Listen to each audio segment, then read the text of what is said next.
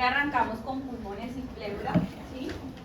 Un tema chévere, pero es de ponerle cuidado porque tiene demasiadas cosas, ¿sí? Es demasiadas cosas importantes. Muchos de los casos clínicos los coloco yo y los coloco con mayor complejidad.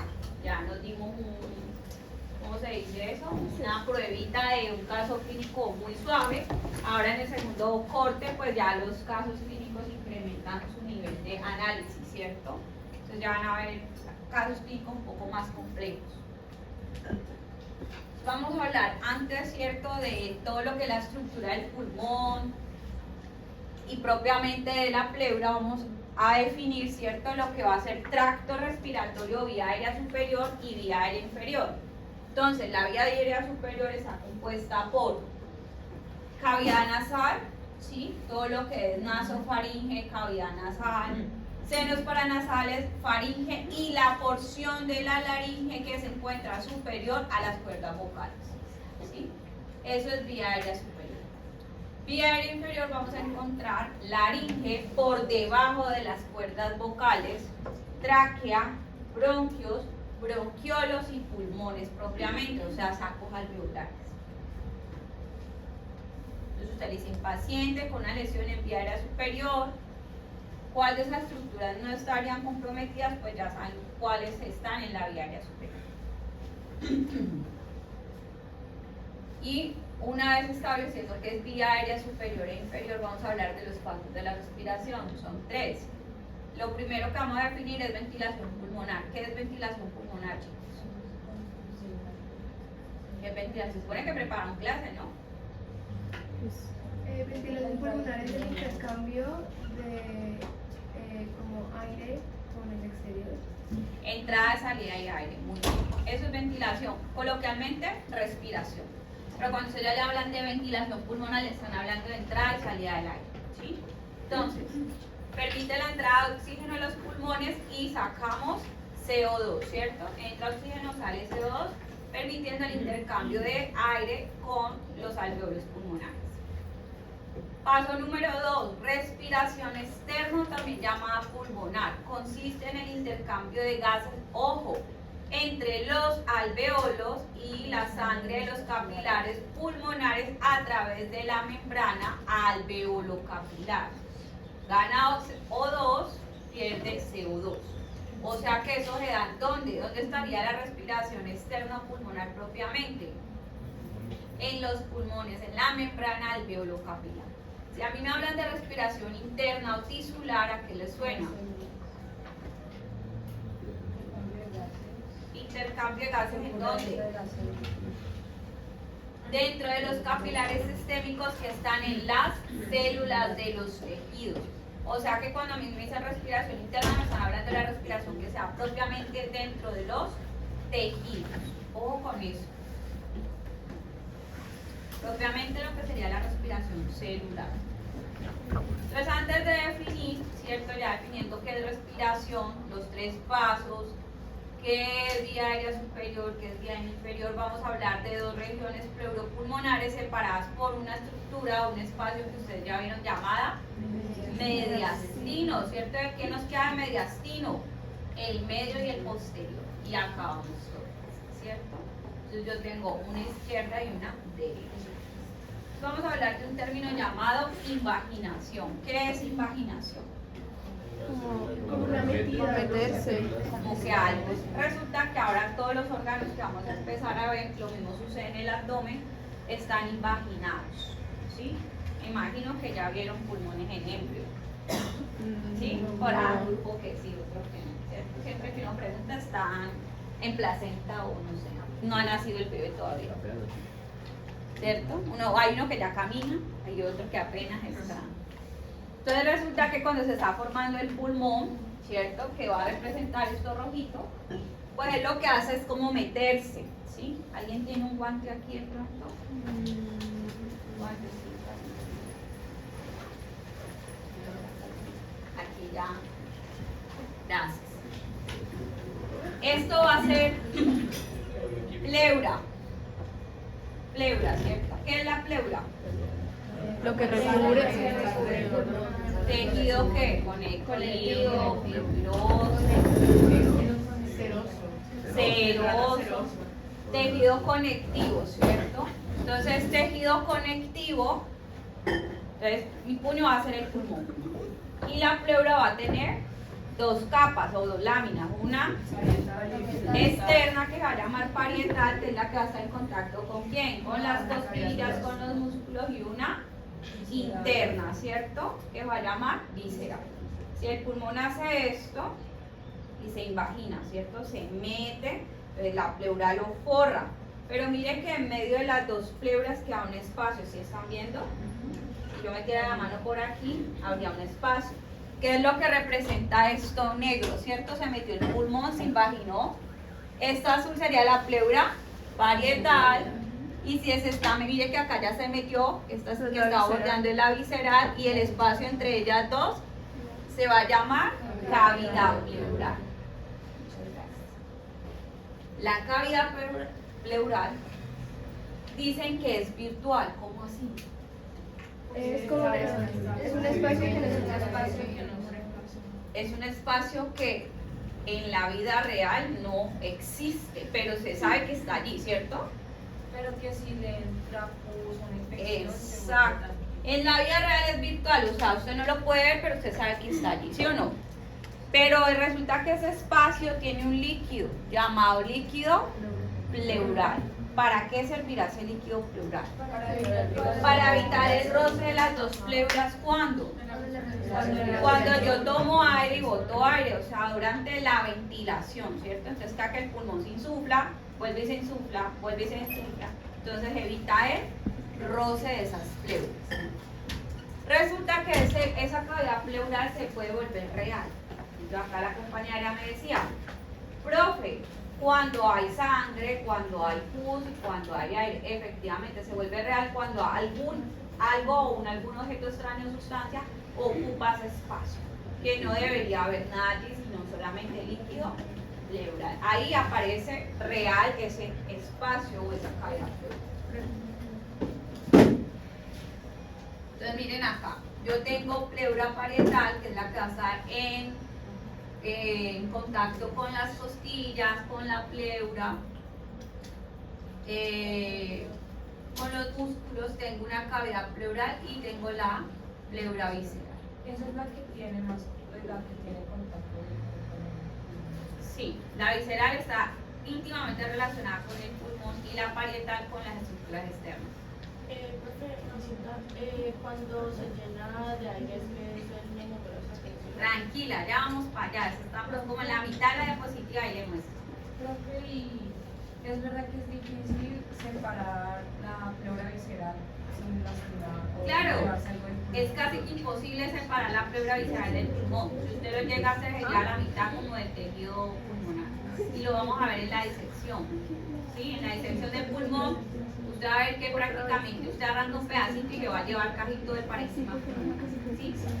Pero pues son dos estructuras diferentes, pero están muy íntimamente relacionadas. Entonces, vamos a hablar de la pleura visceral. O sea, de la que estamos hablando acá con la compañera, es la que está íntimamente relacionada con el pulmón. Y esta pleura visceral va a cubrir todo el pulmón. Miren que se va a meter por las fisuras que tienen los pulmones acá. Este pulmón derecho tiene dos. Se va a meter por allí y las cubre y vuelve y sale y las cubre, excepto el hilo del pulmón. ¿Qué es el hilo del pulmón? Por donde entran las estructuras. Es un espacio donde va a estar entrando y saliendo estructuras. Ahí no va a haber pleura visceral. Va a estar totalmente excluido ese espacio. La pleura visceral no tiene inervación sensitiva. Como el pericardio. O sea que esa no duele, ¿cierto? Ella está íntimamente relacionada con las paraferencias y los efectores que tiene propiamente el pulmón. Vamos a hablar de la parietal, que esta sí es un poco más. La parietal tiene varias porciones. Tiene una porción cervical, que va a estar acá relacionada con la cúpula, que es una cúpula en anatomía. Como un techo, como en forma redonda, acampanada, ¿cierto? Como un ápice, vean, una cúpula y eso va a conformar la pleura cervical. La pleura cervical se encuentra ubicada en la abertura torácica superior, que me imagino que ya delimitaron, ¿cierto? Tengo una pleura costal, que es la que va a estar relacionada con las costillas, tanto como por la parte anterior como posterior. Tengo una pleura mediastínica, que es la que va a estar en toda la mitad, muy relacionada con ese espacio del mediastino. Y tengo una pleura diafragmática, que es la que va a estar en contacto con ¿quién? Con el diafragma. Resulta que esa pleura cervical se tiene que pegar a algún lado, entonces ella se engrosa y forma algo llamado la membrana suprapleural, que se va a pegar a los procesos transversos de T1 y C7. ¿Sí? Ahí se va a pegar eso. No, estamos hablando de pleura ¿Puede volver a cervical. repetir eso? ¿Cómo? De la membrana suprapleural se adhiere a los procesos transversos de T1 y C7. Véalos aquí. C7 y T1. Y ella se pega hasta acá arriba. Para poderse anclar, ¿cierto? Si no, pues se podría desprender. Entonces vamos a ver en esta imagen cada porción. Miren, en amarillo tenemos la porción cervical. Esto es muy importante para los casos clínicos, ¿cierto?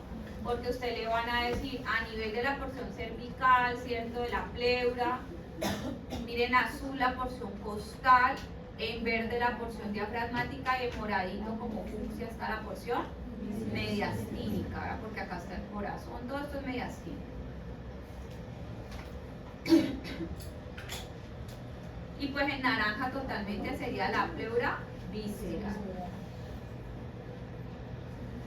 Entonces vamos a hablar de algo llamado fascia endotorácica. ¿A qué le suena eso? Endotorácica. Resulta que hay una fascia que va a separar la pleura parietal de las costillas y los músculos intercostales, ¿cierto? Para evitar que la pleura parietal también se roce con estructuras óseas. Entonces existe la fascia endotorácica, ¿sí? Que es la que va a separar esa parte ósea y muscular de la pleura parietal. Y veanla aquí, es esta punteada que están viendo ustedes acá en rojito.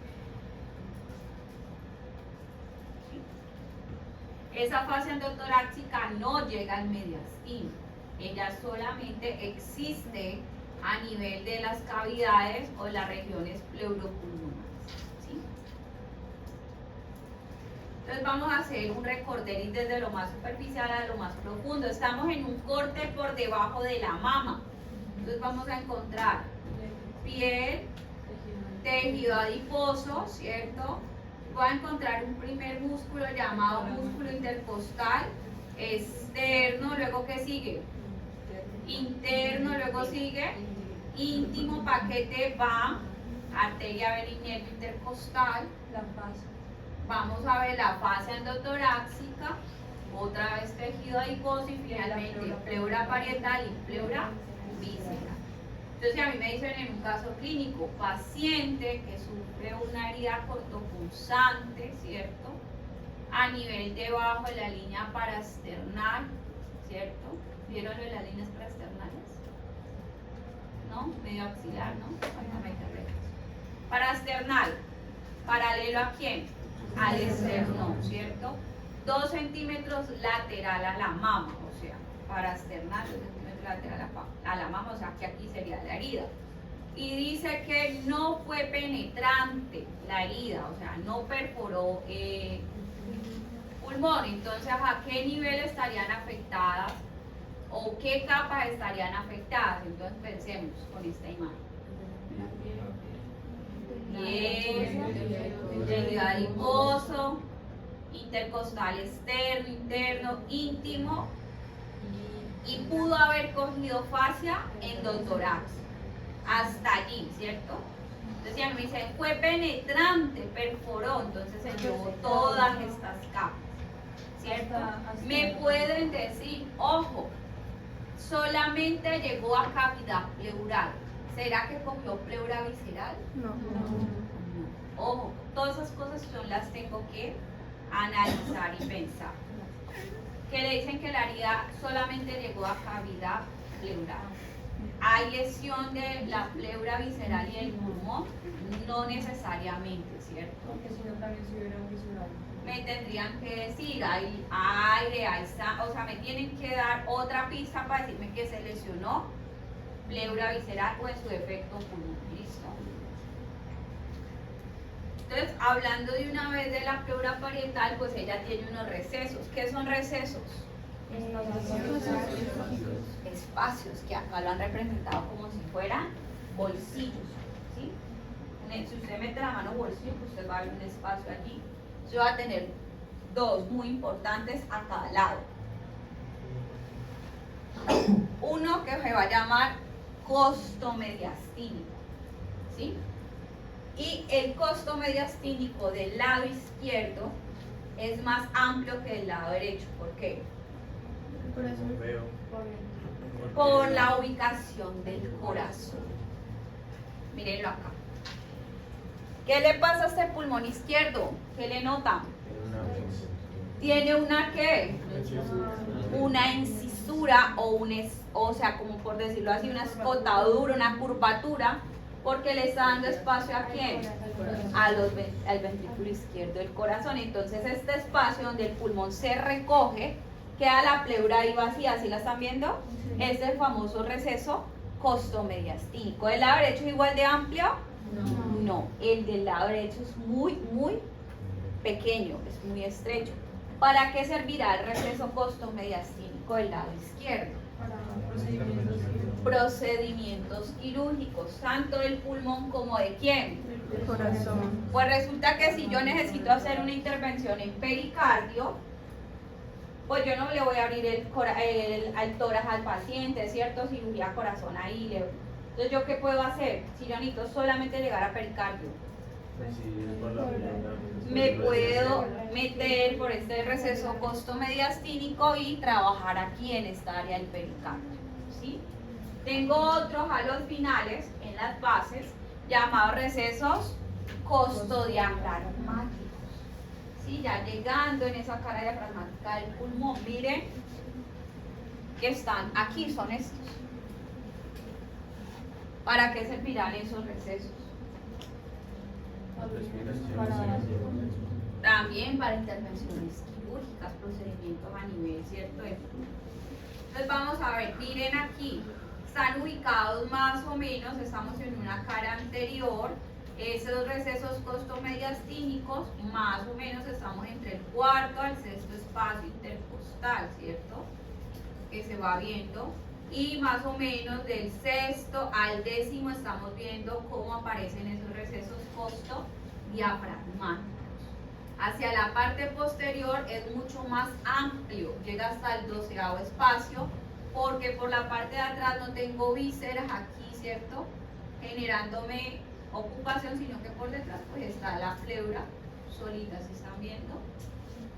Una pregunta, ¿será que esos recesos, especialmente el costodiafragmático, estarán siempre del mismo tamaño? No. Va a variar, depende de qué. De la inspiración y de la expiración. Tomen aire. Todos tomen aire. Allá atrás despierten a la compañera. Toma aire para que te despierte. Ahí la que está al lado de Alexandra. Tome aire. ¿Cierto? ¿Stephanie? ¿Se llama Stephanie?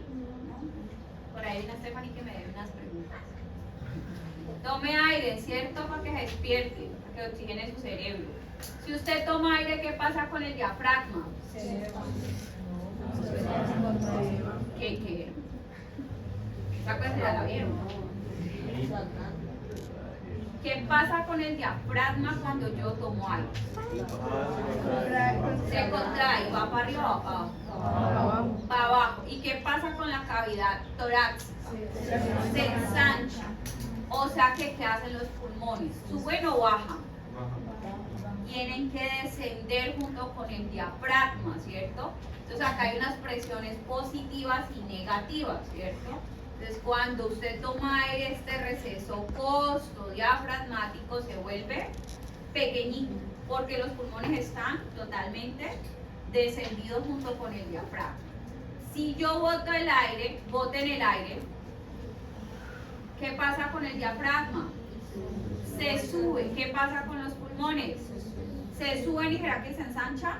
No, se acogen para poder botar todo el aire y ese receso se vuelve más ancho o más pequeño.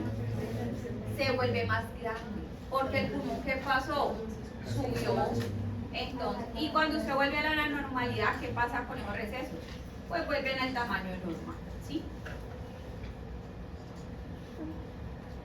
Entonces, una vez entendiendo estos recesos, vamos a hablar de la irrigación de ellos, ¿cierto? Conocidas, amigas conocidas de nosotros, ¿cierto? La pleura parietal la va a irrigar las siguientes arterias. Mi querida arteria que viene bajando aquí, ¿quién es? La torácica interna, ¿cierto? Esa torácica interna, pues vimos algunas ramas, ¿cierto? Me imagino que eran las pericardicofrénicas, ¿sí o no? Para el pericardio. Pues resulta que ella también da unas llamadas arterias intercostales anteriores. Ojo, son diferentes a las posteriores, no me vayan a confundir. ¿Quién da las arterias intercostales anteriores? La torácica interna. Cuando viene por aquí empieza a dar ramas para poder irrigar la pleura parietal. ¿En qué sentido? ¿Medial o lateral? Medial, lateral no puede, porque si la torácica interna viene bajando por toda la línea paraesternal, ¿cierto? Pues solamente alcanza a dar aquí, mírenlas. ¿Sí? Miren, para el pericardio y luego para la pleura parietal, pero resulta que me queda la parte lateral sin irrigación. ¿Quién entra a irrigar allí esa pleura? Las intercostales posteriores. ¿De dónde venían ellas? De la aorta torácica. Cuando la aorta torácica saca sus intercostales, pues ya empiezan a distribuirse varias ramas para los músculos, para toda esa parte, ¿sí recuerda? Para los bronquios y luego para la pleura parietal. Y existe una tercera arteria llamada arteria frénica superior. ¿De dónde viene la arteria frénica superior? ¿De dónde creen que viene la arteria frénica superior? De la aorta torácica, véanla aquí, arteria frénica superior, véanla acá. ¿Qué hace ella? Da ramas para la cúpula del diafragma y las otras para las caras diafragmáticas y toda esa parte de la pleura parietal, o sea, la pleura, la porción diafragmática de la pleura para terminarla de irrigar. ¿Sí? ¿Cómo se llamaba? El hiato por donde atravesaba la aorta torácica. ¿Y a qué nivel estaba?